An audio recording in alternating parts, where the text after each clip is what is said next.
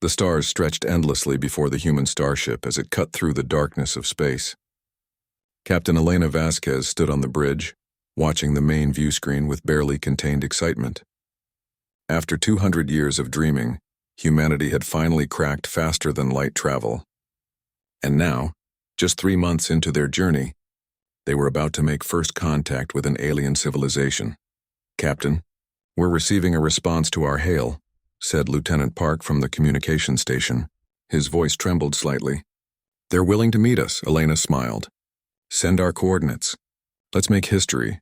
The Zaroth ship appeared an hour later, sleek and silver, easily twice the size of the human vessel. Elena had read every first contact protocol Earth's diplomats had written, but nothing quite prepared her for the moment when the alien diplomat materialized on their bridge in a shimmer of blue light. The Zaroth stood roughly 7 feet tall, with 4 arms and skin that shifted between purple and blue. Its large eyes blinked independently as it studied the humans gathered before it. When it spoke, the translator device on its chest turned the clicking sounds into smooth English. "Greetings, travelers. I am Diplomatic Officer Zaxxon of the Zaroth Confederation. We welcome new species to the galactic community."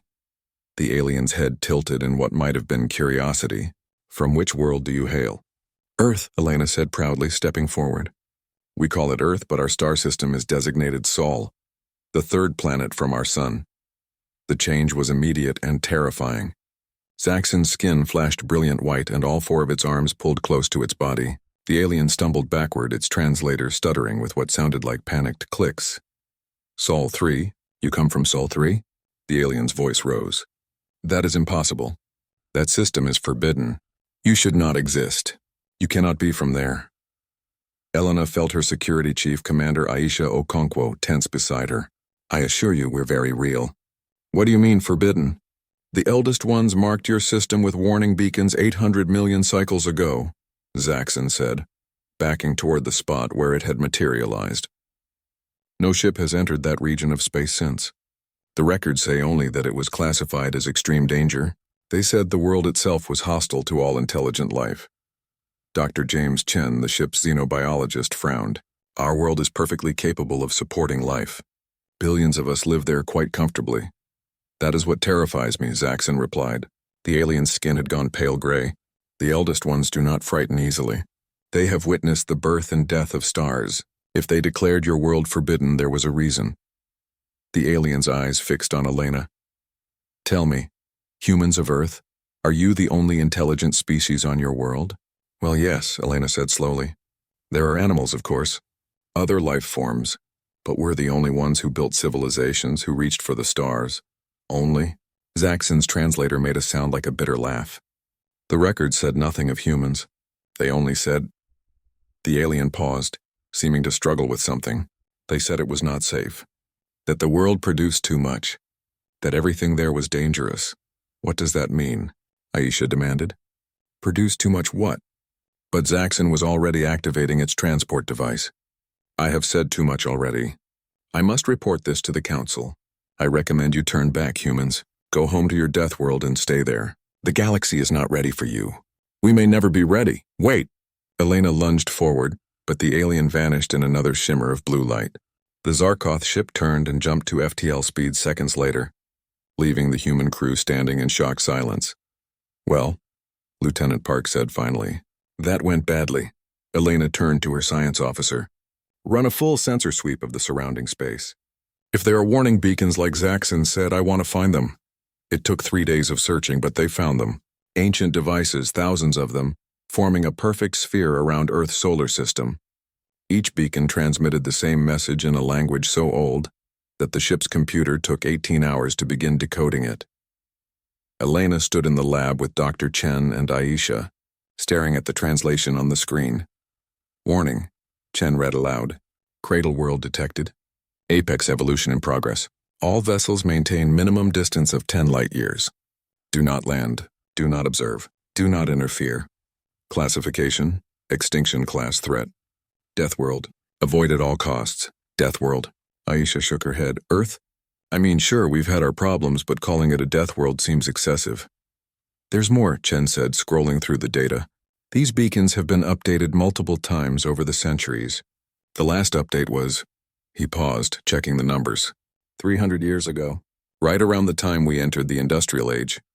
Elena felt a chill run down her spine. They've been watching us. Not just watching, Chen said quietly. Look at this. He pulled up another section of the decoded message. There are logs here. Expedition reports. Dozens of them spanning millions of years. Every few thousand centuries, some brave or foolish species tried to visit Earth. The logs describe what they found. And? Elena prompted. Chen's face had gone pale. None of them ever went back a second time. And several expeditions simply vanished. No distress signals. No wreckage ever found. Just gone. Aisha leaned over the screen, reading the reports. These descriptions, though, they're talking about dinosaurs, about ice ages, about animals we know. There's nothing here that explains why they're so terrified. Actually, Chen said slowly, there is. Look at this last line on every single report, no matter when it was written or which species wrote it. He highlighted the text, and Elena read it aloud. Recommend permanent quarantine.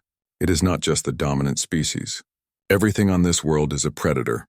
The words hung in the air.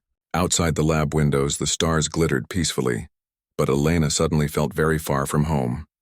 Somewhere out in that vast darkness, an ancient civilization had looked at Earth and decided it was too dangerous to approach, and humanity had just announced their presence to the galaxy. Set course for the nearest Galactic Council station, Elena said finally. If they won't tell us why they fear us, we'll go find out ourselves. Aisha raised an eyebrow. The alien did say we should stay home. Elena smiled grimly. We're humans. When has being told something is too dangerous ever stopped us? The Galactic Council station hung in space like a massive wheel, large enough to house representatives from 3,000 different species. Elena's ship approached slowly, following the traffic patterns that lit up on their navigation screen. Hundreds of alien vessels moved around the station, ships of every size and shape imaginable. They know we're coming, Lieutenant Park reported. Station control has assigned us a docking bay, but the communication was cold, very formal. Did you expect them to throw us a welcome party after what Zaxxon said? Aisha asked. She stood near the weapons console, alert despite the peaceful appearance of the station. Elena watched the massive structure grow larger on the view screen. We're here for answers. Keep the crew ready, but let's not start an incident. Docking was smooth, but the moment Elena and her team stepped into the station proper, they noticed the change. The wide corridor they entered was full of aliens going about their business. But as soon as the humans appeared, every conversation stopped. Dozens of species, beings of every imaginable form, simply stared. A tall, crystalline creature dropped the data pad it was holding. The device shattered on the floor, but the alien didn't seem to notice. Its attention was fixed entirely on the humans. Is it just me, whispered Dr. Chen, or does everyone look terrified? He was right. As Elena's team walked through the station, following the directions to the council chambers, aliens moved away from them. Some pressed themselves against walls.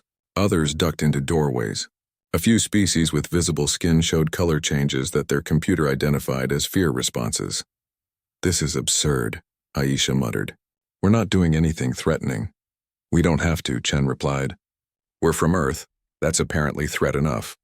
The council chambers were enormous, a vast circular room that could hold thousands. And it did.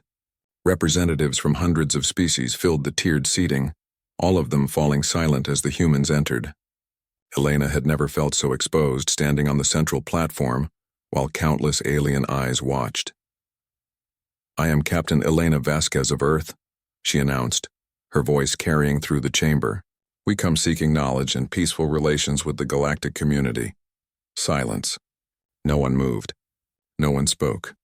Finally, a door at the top of the chamber opened. 3 beings entered, moving slowly, their bodies seeming to shift and flow like liquid mercury. These were the Vorain, the eldest ones that Zaxxon had mentioned. They were silicon-based life forms, among the oldest species in the known galaxy. The central Vorain settled onto a platform that adjusted to its unusual form. When it spoke, the voice seemed to come from everywhere at once, vibrating through the floor itself. We know why you have come, children of Sol 3. You wish to understand why your world carries such terrible warnings, why we have watched your system from afar for so long. Yes, Elena said firmly. We deserve to know why you fear us. Fear? The Vorain's form rippled. That is too simple a word. We do not merely fear you humans. We fear what your world represents. We fear what you are and what you will become. The Vorain shifted, and holographic images appeared in the air above the chamber. Elena saw Earth, her beautiful blue homeworld, rotating slowly. Your planet is what we call a cradle world. The Vorain continued. Only 7 such worlds exist in all the known galaxy. These are places where evolution does not merely progress. It wages war upon itself, where life does not adapt to survive but adapts to dominate. The images changed, showing other worlds, strange landscapes with impossible creatures. Every cradle world produces apex predators, the Vorain said. Beings that sit at the top of their food chain, that fear nothing, that hunt everything. Most worlds produce perhaps 1 or 2 such species over their entire history. Your world, humans, produces them constantly. New images appeared. Earth's history stretching back millions of years. Dinosaurs locked in combat. Giant marine predators. Saber-toothed cats. Animals Elena recognized and many she didn't. We first visited your world during what you call the Cambrian explosion, the Vorain explained. We watched simple life forms develop weapons, armor, and hunting strategies that outmatched anything we had seen elsewhere. We classified your world as dangerous and left, planning to return after a few million cycles once the aggressive evolution had calmed. The Vorain's form darkened. It never calmed. Every time we observed your world, it had become more hostile. The creatures more efficient. The competition more fierce. During the age of great reptiles, we sent an expedition to collect samples. Only 1 ship returned, and it was badly damaged. The creatures they encountered should not have been able to threaten advanced technology, yet somehow they did. Chen leaned close to Elena. Pack hunting raptors. Coordinated attacks. They adapted to threats incredibly quickly. We watched your ice ages, the Vorain continued. We saw mammals develop intelligence to survive. We saw cooperation emerge, but also ruthless competition. And then we saw humans. The hologram showed early humans hunting animals many times their size. You were smaller than your prey. Weaker. Slower. You should have been easy victims. Instead, you became the most terrifying predators your world had ever produced. You did not have claws, so you made them. You did not have armor, so you crafted it. You could not run fast, so you learned to run longer than anything else. You pursued your prey for days until it collapsed from exhaustion. Persistence hunting, Chen whispered. We ran our prey to death. You domesticated wolves, the other apex predators, and made them serve you, the Vorain said. You conquered every environment on your world. You survived ice ages and droughts. You created weapons that could kill from distances your prey could not even see. And most concerning, you never stopped improving. Elena found her voice. That's why you fear us? Because we're good at surviving? No, Captain Vasquez. We fear you because your world does not produce just 1 apex predator. Look. The hologram changed again, showing Earth's oceans, dolphins hunting in coordinated groups, orcas using complex strategies, octopi solving puzzles with their tentacles. Your oceans contain intelligent hunters. Your skies have tool-using birds. Your forests have primates on the edge of their own awakening. Your world does not just have humans. It has dozens of species approaching or demonstrating high intelligence, and every single one of them evolved in the same competitive hell that produced you. The chamber erupted in sounds, clicks, whistles, and noises Elena's translator couldn't identify. Fear. She could feel the fear emanating from every alien present. That is why we avoid your world, the Vorain concluded. Because Earth is not producing 1 spacefaring species. It is potentially producing many, and all of them will have learned the same lesson your world teaches. Adapt, dominate, or die. Elena looked around at the thousands of frightened aliens.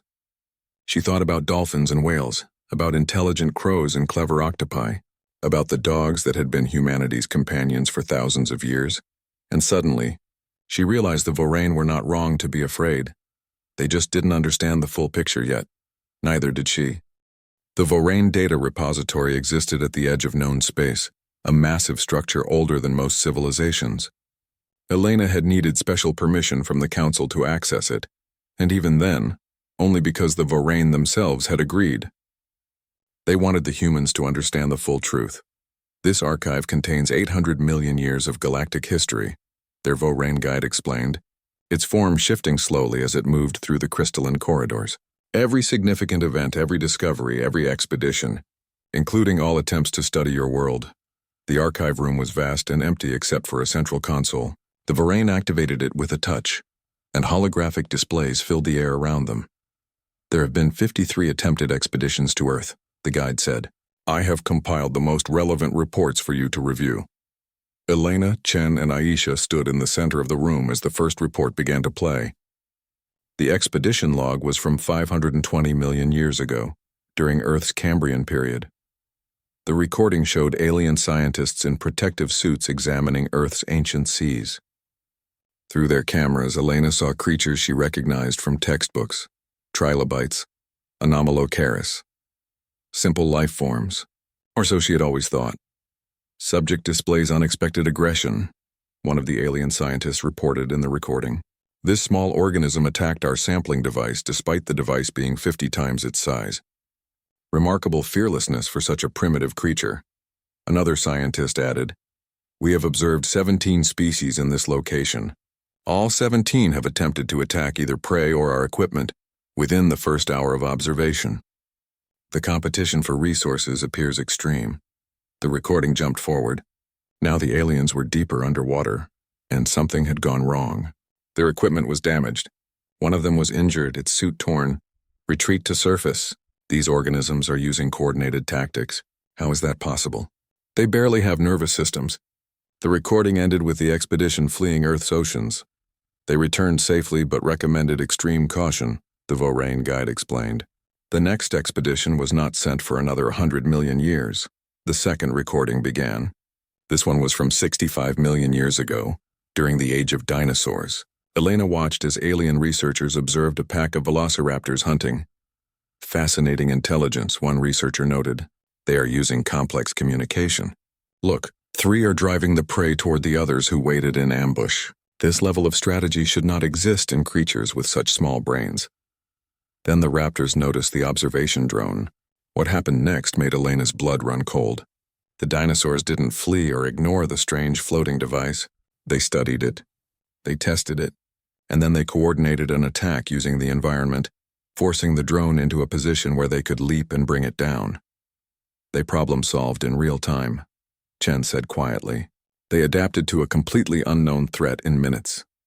The recording showed the research team fleeing as more dinosaurs converged on their location, drawn by the sounds of the first attack.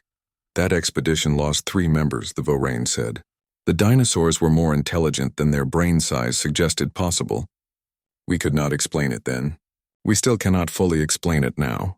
More recordings followed, each one showing the same pattern. Aliens came to Earth expecting primitive life. Instead, they found efficiency, aggression, and adaptation. Marine reptiles that hunted in packs, mammals that used tools, birds that solved complex problems. One expedition from 40,000 years ago showed early humans. The aliens observed from a distance, careful not to be detected. But the humans had found tracks the aliens left. Elena watched as her ancestors examined the strange marks, discussed them, and then set a trap. They had never seen our technology, one alien scientist reported, voice shaking, but they assumed something made the tracks. They assumed it was intelligent, and they immediately began planning to either drive it away or kill it. What species thinks that way? The recording showed humans waiting with spears and rocks near the trap. The aliens decided to abandon their camp rather than risk confrontation. They were right to be cautious, the Varane said. Humans were not the strongest creatures on their world, but they were already the most dangerous. Aisha had been quiet, but now she spoke. These reports show fear, yes, but they also show that we never actually destroyed any of these expeditions. They left because they were scared, not because we forced them to leave. Not entirely accurate, the Varane replied. Pull up Expedition 19. Chen worked the controls and a new recording appeared. This one was recent, dated just 250 years ago, during Earth's industrial age. This expedition never filed an official report, the Varane explained. We recovered their ship's automatic logs from a damaged probe. You should watch. The recording showed a small alien vessel hiding in Earth's ocean, trying to collect samples without being detected. The aliens seemed confident. They had better stealth technology than the previous expeditions. Sample collection proceeding well, the expedition leader reported. The humans are nearby in their primitive boats, but they cannot detect our presence. We will observe them fishing and then move to a deeper location. But something else had detected them. The camera showed a large shape approaching through the dark water. A dolphin, curious about the strange object. Local fauna approaching. Single organism. Not a threat. Elena watched as the dolphin circled the alien vessel, clicking and whistling. Then more dolphins arrived. They communicated with each other in ways the aliens clearly didn't understand. Multiple organisms now. They appear to be investigating our ship, increasing stealth measures. But the dolphins didn't leave. They continued circling, making complex sounds. On the surface, the humans in the boats had stopped fishing. They were listening to the dolphins, watching their unusual behavior. The sea mammals are not leaving. They are signaling to the humans. That should not be possible. Different species do not cooperate like this. The recording became chaotic. The dolphins' sonar had damaged the ship's stealth systems. The humans were moving their boats closer, following the dolphins' lead. And then something else appeared in the water. What is that? Computer, identify organism. Giant Pacific octopus. Intelligence level. Error. Intelligence level cannot be that high. Recalibrating. The octopus had wrapped its tentacles around the alien ship's hull. It was problem-solving, trying to open what it recognized as an artificial structure. Multiple intelligent species in the same location, all apparently curious about our presence. This was not in the briefing. Earth was supposed to have only one intelligent species. The recording ended with the aliens emergency jumping to FTL while still partially submerged, barely escaping. Chen stared at the frozen image. They weren't running from humans. They were running from dolphins and an octopus.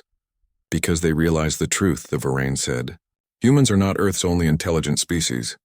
They are simply the only one that built cities.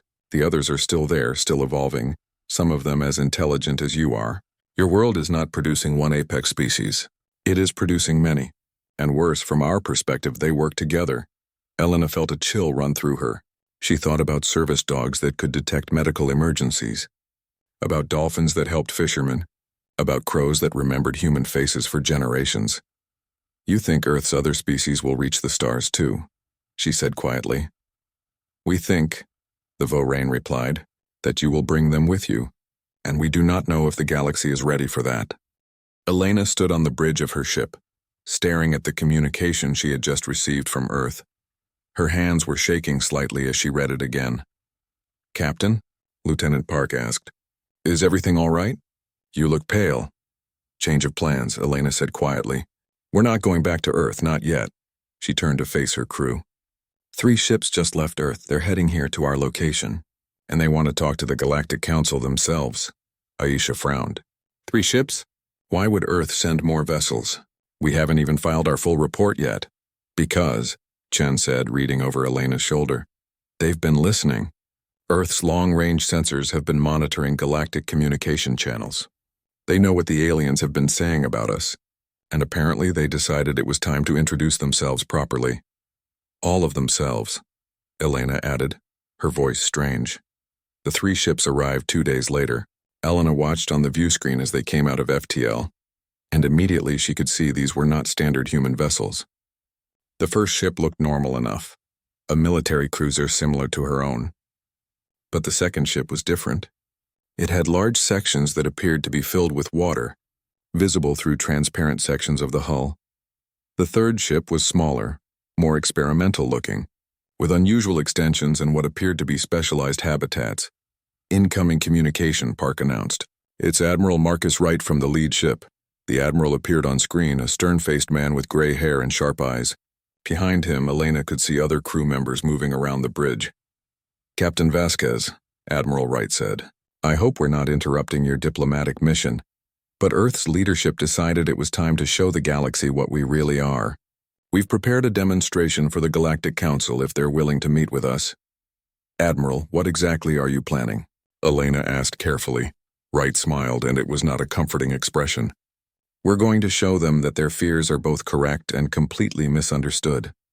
Stand by for additional personnel transfer to your ship. We'll be bringing some of our specialized crew members for the meeting. An hour later, Elena stood in her own docking bay waiting. The airlock opened and Admiral Wright entered, followed by his staff. But it was the others that made Elena's breath catch. Walking beside a human technician was a bottlenose dolphin, supported by a water-filled mobility apparatus that allowed it to move freely in the air. The device was elegant, clearly the result of years of development.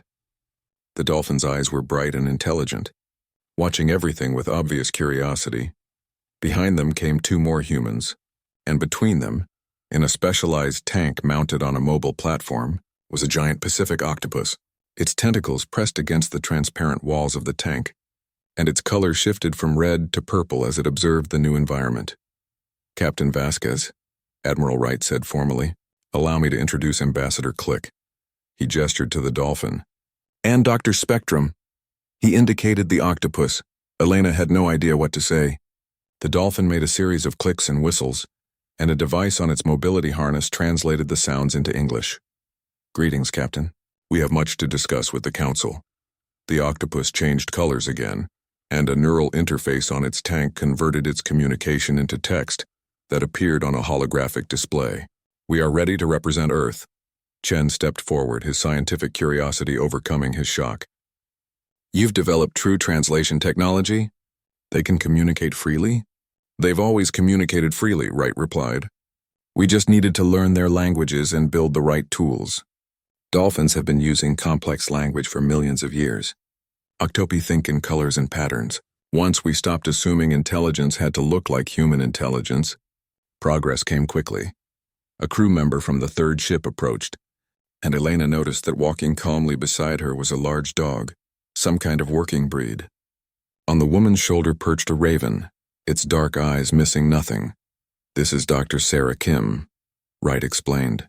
"She leads our interspecies communication program. The dog is Max, trained for security and emotional threat assessment. The raven is called Problem." "Problem?" Aisha asked. The raven made a sound that might have been laughter. Dr. Kim smiled. "He solves them. Ravens are incredibly intelligent. Problem here has a vocabulary of over 200 words and can count up to 6. He's also excellent at remembering faces and detecting patterns." Elena felt overwhelmed. "Admiral, the galaxy is already terrified of humans. If we show up with dolphins and octopi and ravens, we're going to cause a panic." "Good," Wright said flatly. "Let them panic. Let them see the truth. We're not coming to the galaxy as lone predators looking to dominate.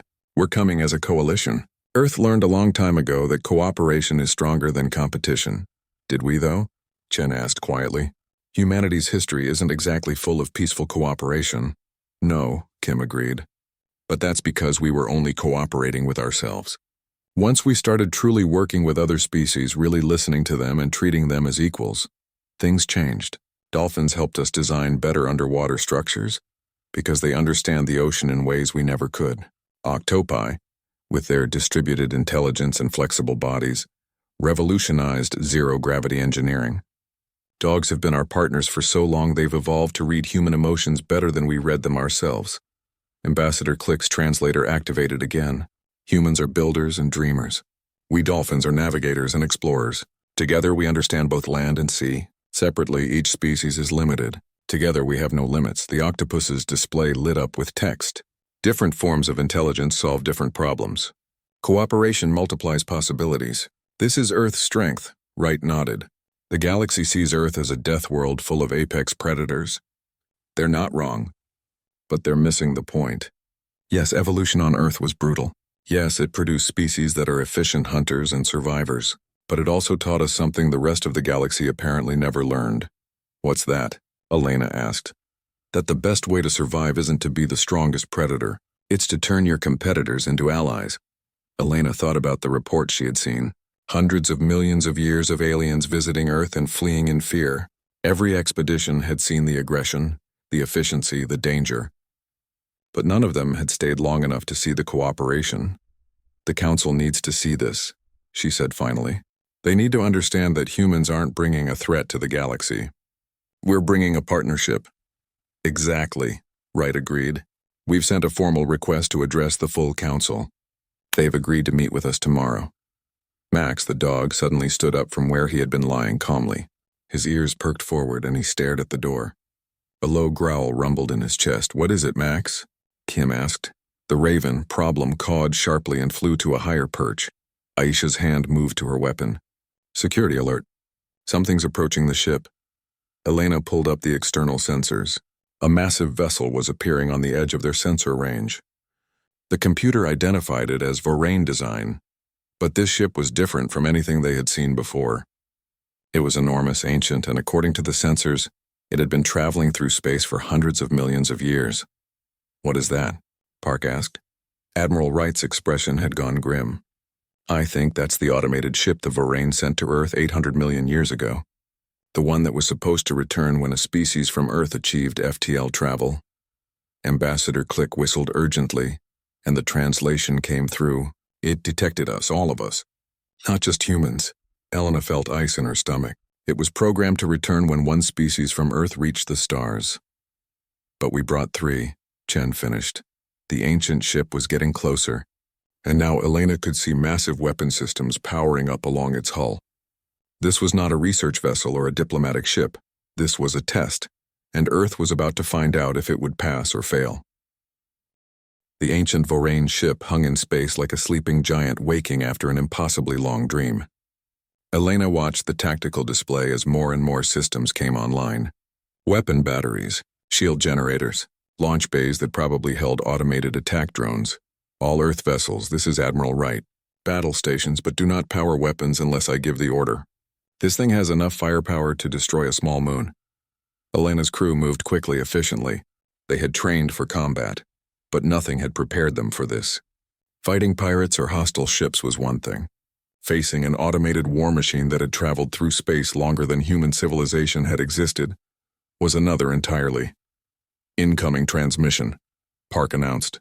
It's broadcasting on all frequencies. The voice that came through was not like the Vorane they had met before. This was older, more mechanical, but still recognizable as the same species. Automated Defense and Assessment Vessel Omega-7 activated. Primary mission parameters confirmed. Species from designated Cradle World Sol 3 has achieved faster-than-light capability. Initiating protocol final trial. Final trial? Chen pulled up what information they had on Cradle Worlds. I don't see anything in the archives about a trial. Ambassador Click's translator activated. The Vorane Elder mentioned tests. All Cradle Worlds received them. None passed. The ancient ship's message continued. All Cradle World species must demonstrate worthiness before full galactic integration. Standard assessment protocols engaged. You have 1 planetary rotation to prove your species values cooperation over domination. Failure will result in permanent quarantine enforcement. They're going to judge us, Aisha said. Based on what? The answer came immediately as the first wave of attack drones launched from the ancient ship. Hundreds of them, spreading out in perfect formation, but they weren't heading for the Earth vessels.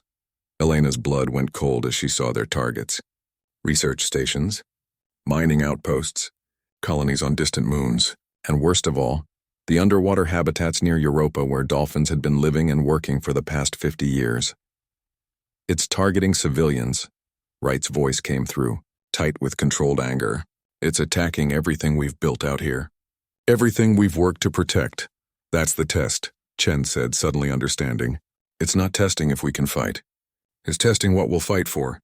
Will we protect only ourselves, or will we protect everyone? On the view screen, Elena could see the drones approaching the Europa habitats. Inside those structures were dolphins, scientists, families. If the drones succeeded, thousands would die.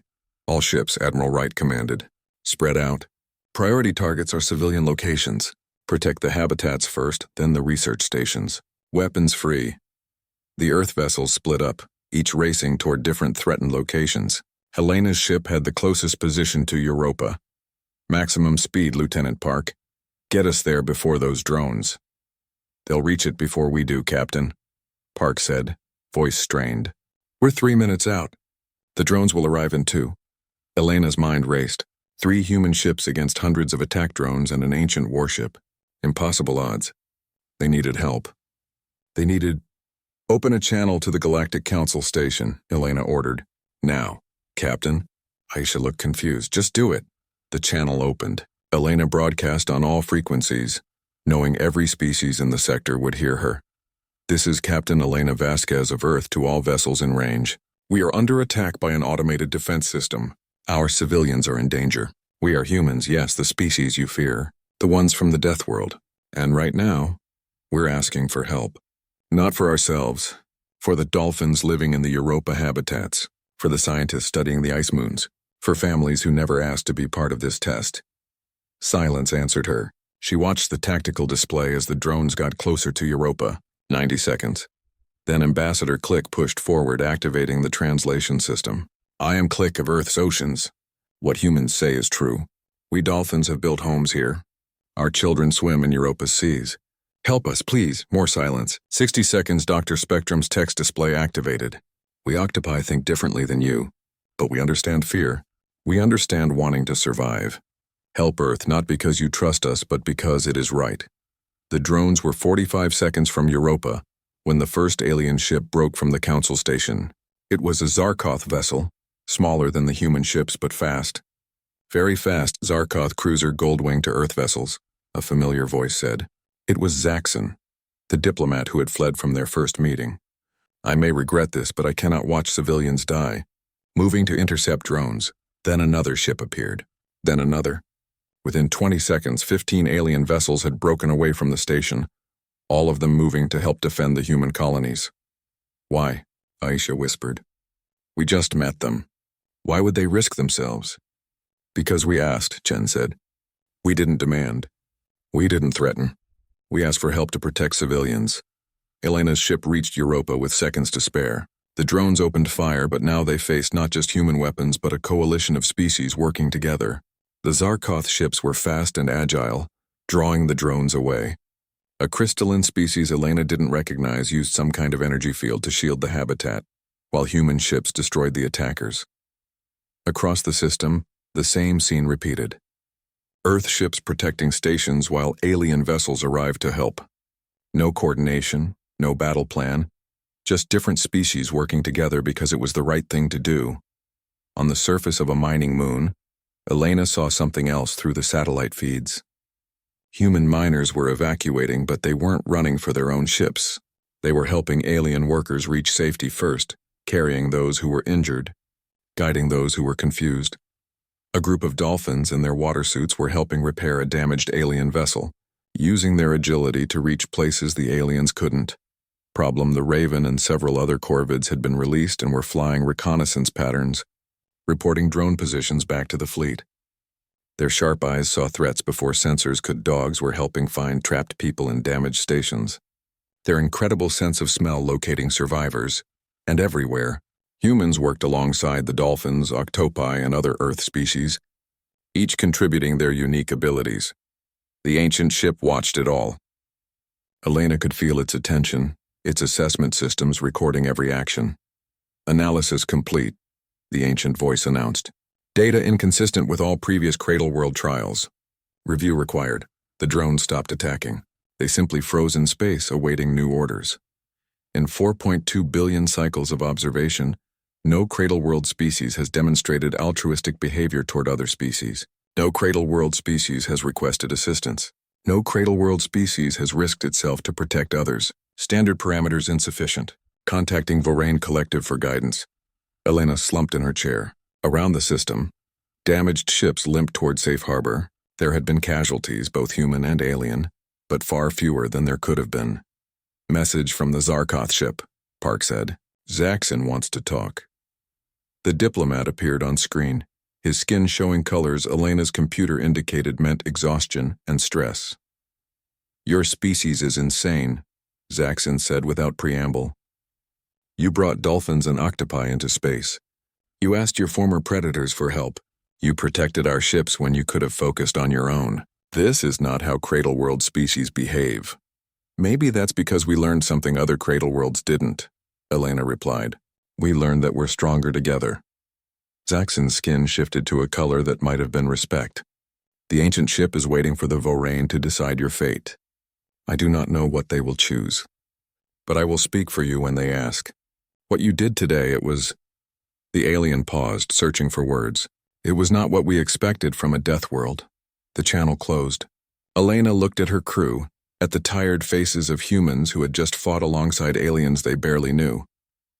Captain, Chen said quietly, we have incoming ships, a lot of them. The Vorane were coming, and Earth's fate hung in the balance.